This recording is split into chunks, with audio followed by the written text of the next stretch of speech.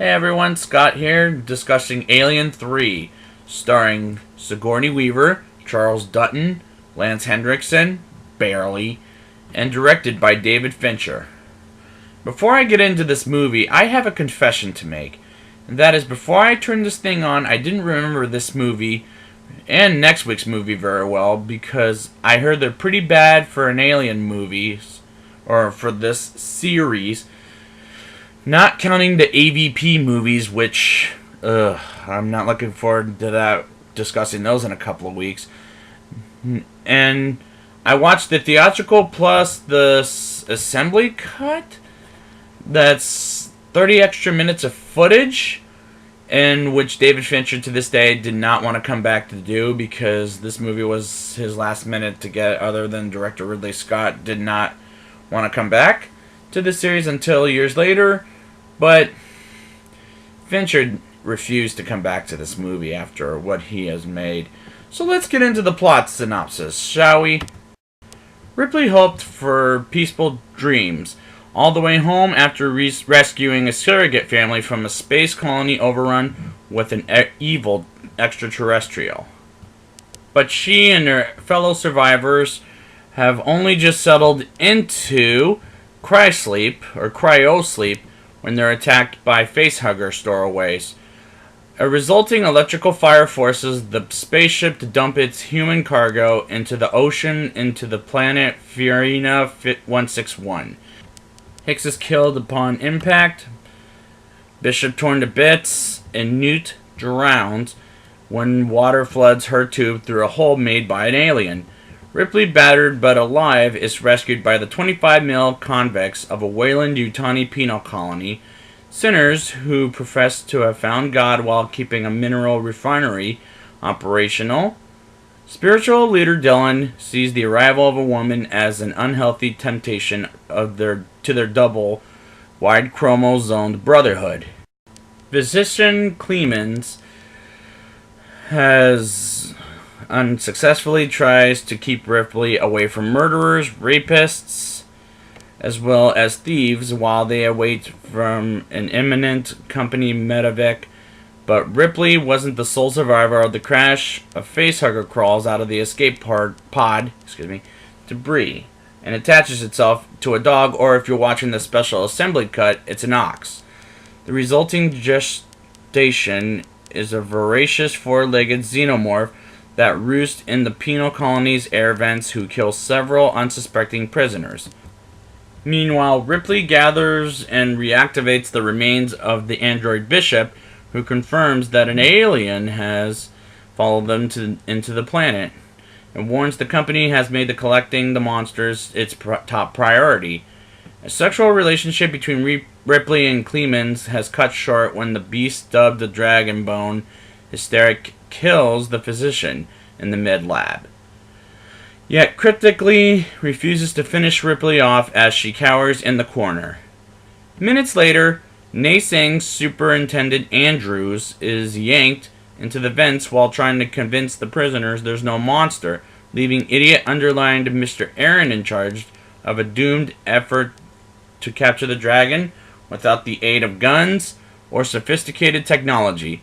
Ripley undergoes medical scan to diagnose the cause of her ongoing nausea, and is horrified to learn that she is impregnated by a facehugger while on board the Sulaco, and now carries an embryo of a queen with unlimited egg-laying potential. Dylan strikes a deal to euthanize Ripley once she uses her protected status with the alien to help the men vanquish it. The remaining prisoners rally behind a suicide plot that has them being the xenomorph out of hiding into lead mole, where it's drowned to molten metal. But the ever-durable alien survives even this hot shower, forcing Ripley to activate a sprinkler system that releases water cold enough to work the creature's newly metallized skin until it crumbles to pieces. Michael Bishop, the human designer of the android, arrives at the penal colony in an effort to convince Ripley the company only wants to extract the queen to save her life. But the woman sees through his lies and sacrifice meant to save the alien apocalypse. throws herself Christ-like, like this for example, into the lead works before the chestburster can ever escape her body. The refinery is shuttered and Morse, the last prisoner standing, is ushered away by disappointed, empty-handed, and Weyland-Yutani mercenaries as credits roll. Now, this movie I said was bad earlier. Is it the worst, though? Well, we'll discuss that when we get to AVP after Requiem. But this one's bad for sure, and I have nothing good to say about it except I hate the theatrical cut because of how the dog gets the chestburster. Is a terrible, terrible scene. Because I'm an animal lover and a dog lover. When that happens, I'm thinking to myself, this is an ugly movie. A very, very, very ugly movie to begin with. And the second thing is that there's two cuts. One of them is the theatrical one, is the one I was most displeased with. And the special assembly edition cut, which doesn't improve the movie either, which I kind of prefer, but whatever.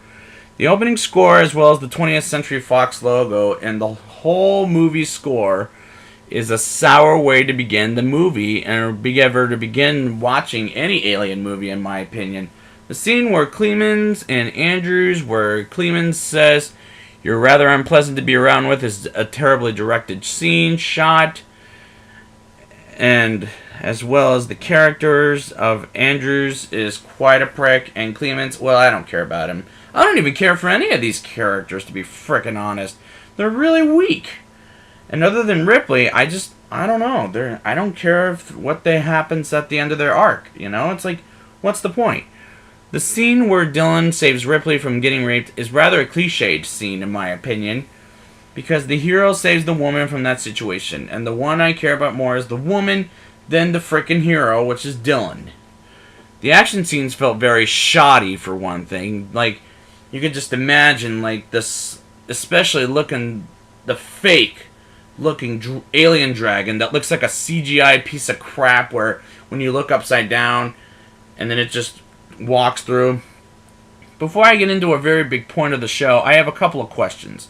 One, is Bishop first named Michael or Charles? Because in this movie, for example, he's Michael Bishop, and the one where it doesn't matter version of Alien, aka AVP, where he's named Charles Bishop Weyland, which I don't get that either, is really confusing for this universe. And they need to explain his name. Michael or Charles. You gotta pick one or the other. Just don't pick two. It drives people crazy. Don't do that. For Christ's sakes.